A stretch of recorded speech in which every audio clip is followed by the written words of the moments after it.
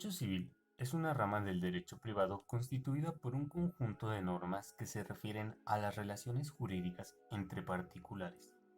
Dentro del derecho civil podemos encontrar también al derecho familiar. En México existen muchos estados que tienen tanto una legislación civil como una legislación familiar en códigos totalmente separados, como es el caso de Yucatán. Pero también existen estados como el Estado de México o la Ciudad de México que contemplan en un mismo código ambas ramas del derecho. En esta materia existen muchas clases de juicios o procesos a través de los cuales se dirimen las controversias jurídicas de dichos particulares. A esto también se le conoce como vías procesales. Existen tanto juicios ordinarios como juicios sumarios, juicios ejecutivos, juicios especiales y juicios de jurisdicción voluntaria, donde no existe una parte demandada como tal.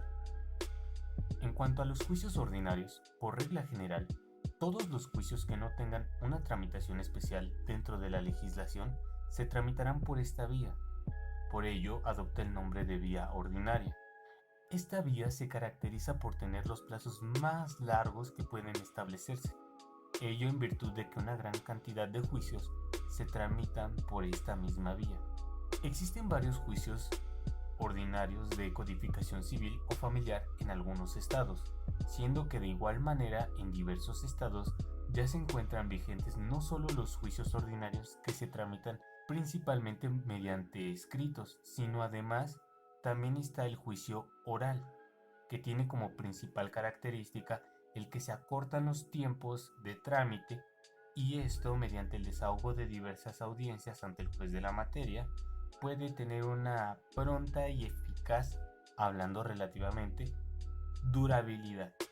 Ejemplos de juicios ordinarios son el divorcio contencioso, la reivindicación de bienes, el ejercicio de la acción negatoria, que se refiere a la obtención de la declaración de la libertad o de la reducción de gravámenes de un bien inmueble y de la demolición de obras o señales que importan gravámenes.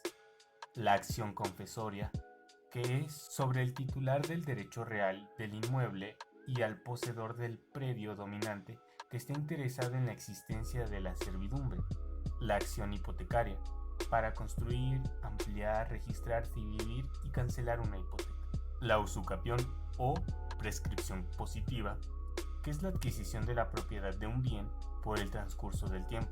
En cuanto a los juicios sumarios, se entiende por juicio sumario aquel procedimiento en el cual participan solo dos partes y se realiza con pocas formalidades para que conlleve poco tiempo hasta su conclusión. Este tipo de juicio es aplicado en las acciones por su naturaleza que requieren una rápida tramitación. Esto en el caso de no existir otro procedimiento especial que la ley lo disponga. Se tramitan como juicios sumarios los que versen sobre el pago o aseguramiento de alimentos, los que versen sobre cualquier cuestión relativa al cumplimiento y ejecución de los contratos de hipoteca, depósito, comodato, aparcería, transportes y hospedaje. También los que tengan por objeto el cumplimiento de las obligaciones establecidas por la ley o por las partes en el arrendamiento. La rendición de cuentas por tutores, curadores y administradores y por todas aquellas personas quienes la ley o el contrato impongan esa obligación. Los interdictos, aquellos que buscan retener o recobrar la posesión interina de los derechos de padre o hijo de una cosa, suspender la ejecución de una obra nueva o la amenaza o de un objeto, la división de la cosa común y las diferencias entre los copropietarios que sugieren una administración, el disfrute y en todo lo relativo a la cosa común, los relacionados con la patria potestad, guarda y custodia de menores, visitas y convivencias, cuando estos no sean accesorios del divorcio que se ventilen de manera autónoma. En cuanto a los juicios especiales o de tramitación especial tienen la particularidad de que, por cada uno de ellos, según sea el caso, la ley establece reglas específicas para su tramitación, las cuales pueden variar en una gran medida en contraposición con los juicios ordinarios y deben dirimirse de manera más pronta, sin tener que ser necesariamente una autoridad especial o diversa al juez de quien los resuelva.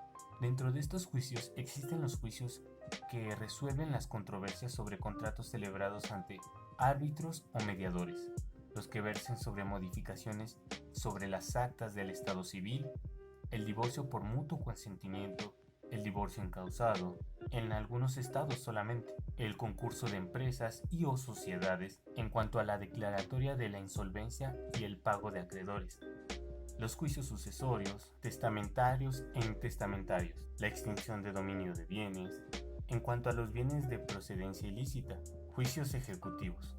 Tienen como finalidad ejecutar coactiva y fácil y rápidamente un título que, por sus características, trae una aparejada ejecución, es decir, que obliga a alguien a dar algo o hacer alguna cosa dentro de un plazo determinado, y, en este caso de no hacerlo, se le podrá obligar por parte de un juzgador siempre y cuando la ley prevea que se pueda determinar por esta vía.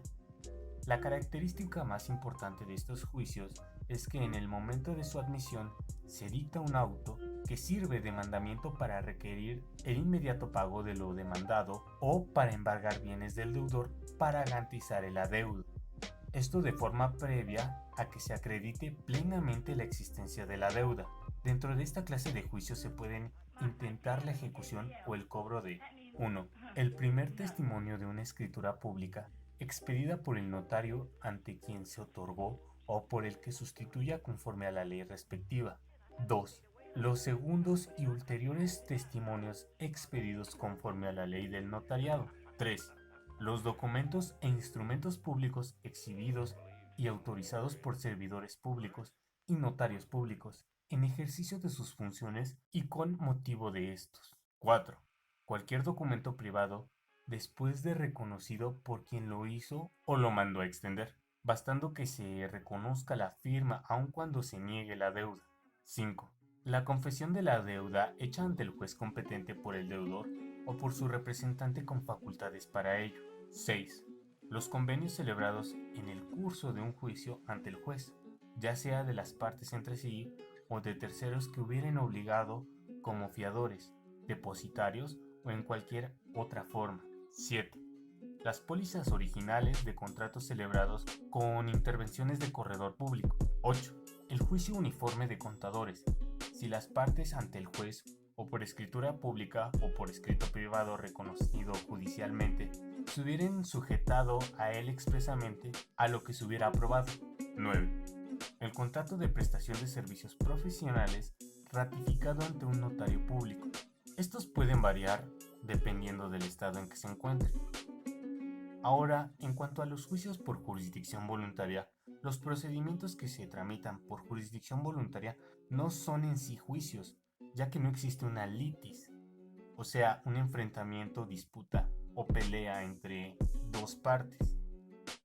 Comprende todos los actos en que, por disposición de la ley o por solicitud de los interesados, se requiere la intervención del juez o del notario público que aquel distingue con su auxiliar, quien para este efecto tendrá las mismas facultades que el juez conforme a la ley, sin que se vaya a promover controversia en contra de alguna persona, sino porque se busca legalizar o dar carácter legal a un hecho o a un derecho, que, aunque existe, no hay documento legal que lo acredite. Dentro de estos procedimientos civiles se tiene la declaración de estado de interdicción, el nombramiento de tutores y curadores, así como la administración de las cuentas de menores de edad, incapaces y ausentes, la adopción, la excusa y pérdida de la patria potestad, la emancipación, la custodia de las personas, las informaciones ad perpetuam, cuando se trata de justificar algún hecho o acreditar algún hecho, por ejemplo la posesión de un inmueble, diligencias de apeo y deslinde. Respecto de los procedimientos no contenciosos, esta clase de procedimientos se encuentran previstos cuando, a pesar de no existir controversia alguna, se requiere de una resolución judicial para determinado acto.